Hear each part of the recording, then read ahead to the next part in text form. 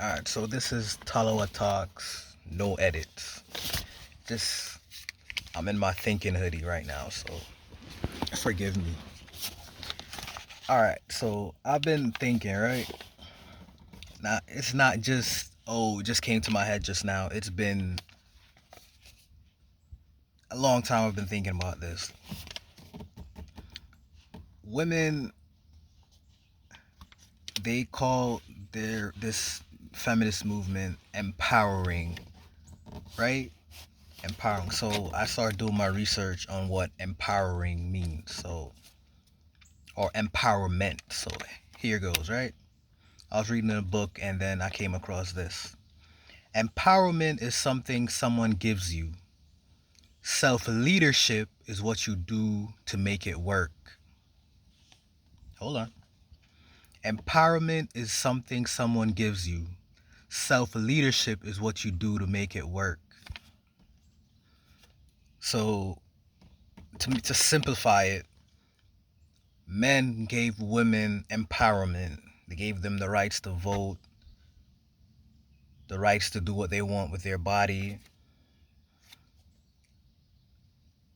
And before that, women had no self leadership. So men just basically, over a period of years or decades, just gave them a whole bunch of rights, right?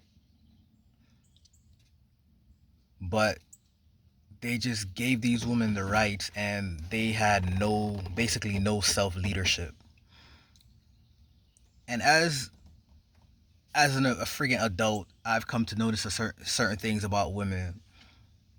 Like a majority of them tend to be attracted to what I would call the empty barrels or the loudest in the room type people.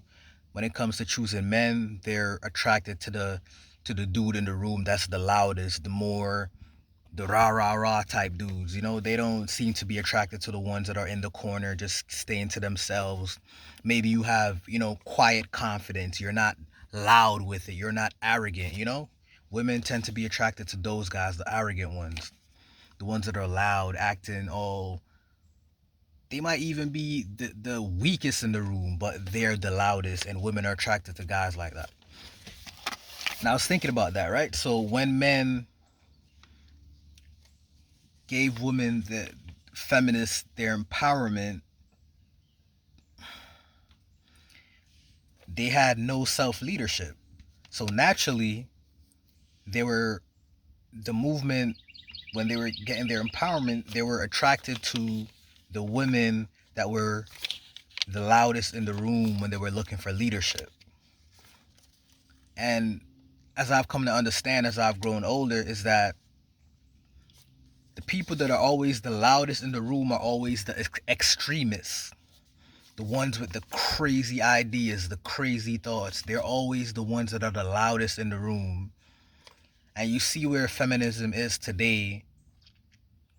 It started out calm, right to vote, this, stuff like that. Now there are all kinds of crazy demands that they want. And then I'm not done. They have all types of crazy demands on like a damn near daily, if not a weekly basis. Like the loudest. Listen, we feel as men that feminism is this crazy thing when really the content creators that feed us this narrative that we have of women, they're just attracted to the loudest feminists. There are women out here that are probably living their lives. They have a good man. They want a good man, but they're not the loudest in the room. So the majority of women are not going to see these women to like mirror their lives off these women. They're mirroring their lives and their thoughts and beliefs and their actions off the loudest in the room type women who perhaps they're the most damaged, they're the most hurt, and they feel like they have to, like, maybe not even like it's not even at the front of their mind, but maybe they just feel like they have to talk about it But deep down, we all know it's because they want people to hurt like them. They want other women to go through the things they've gone through. So they give out advice that would lead women down a path of self-destruction. They want company for their misery, basically. And then us as men in the manosphere responding to that, we're seeing the worst of the worst of the women, the extremists. They hop on TikTok and Instagram and they make these crazy videos. They hop on podcasts and they make these crazy videos. And then we see these videos and we respond to it with equal extremism. And now we're in a space where it's wild. And it's only a certain amount of men that supposedly are getting all the women. I don't believe in that, because my life growing up, I've not been around no type of high value men, but these men have no problem getting women. I had no problem getting women until I decided I wanted to settle down. That's when all my problems started. Before that, I was just like, one woman, she started acting anything out of pocket, boom, next one. Like, I'm not here to argue with you. I'm not here to find solutions. You start acting funny, you start moving funny, boom, next. I'm not here to do none of that with you. Argue with the next nigga. Like, that was me. When I decided I wanted to settle down and have kids, that's when all my problems started. Literally when all my problems started.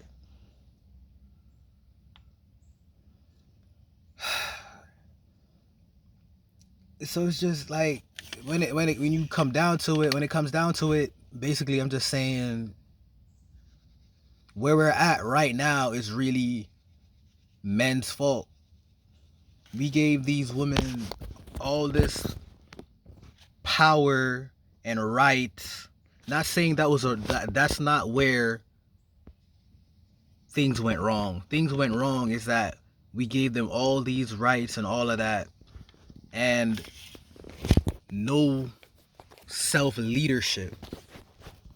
We left them to just we left the movement to just go where it went, and women are naturally attracted to the loudest, and their loudest are usually the most extreme type people. For example, in the manosphere, the loudest, we would say right now, is like Fresh and Fit and podcasts like that. But I'm gonna use Fresh and Fit as an example. They have extremist views that are so extreme, like not even the men themselves that portray and come online and invite women on their podcast and berate them with these ideals that they have. Oh, a woman should do this, a high value man should do that, and you can't be with a high value man because you did this. All these ideals they put out there for you to follow, they can't even follow it themselves. Men out here talking about you should be a high value man so you could attract the type of woman, but they out here paying for it. They're out here paying for pum pum. Like, you consider yourself a high value man, but instead of attracting a woman to be your wife, none of these niggas are married or nothing like that. All these niggas is baby fathers here, left and right. Bitch, I don't judge them off that, because being a baby father is a lot of different circumstances that can lead to that. But when you decide you're going to pay for it, that is a different level right there. That's not, it's like, oh, I have the money, I have the status, but I'm just gonna pay for it. Like, what? So you were the type of man supposedly that all these women are looking for, all these women want in their lives to provide for them, but instead of that, you're just going to pay for it. It seems like there's something wrong with you that you don't want to admit, so you're just gonna pay to get it instead of putting in any type of real effort like that a regular guy has to put in to get something out of life, to get something out of a woman. You have to put some effort into it, you get something back out. It's like it's a big ass shortcut. I'm just gonna pay for it. And these niggas are the loudest in the room, and a lot of young men are following these guys.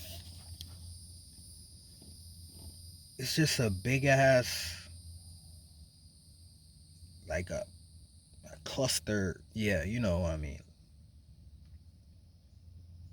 I really don't see no solutions to this, honestly. It's just gonna get worse and worse and worse until something gives.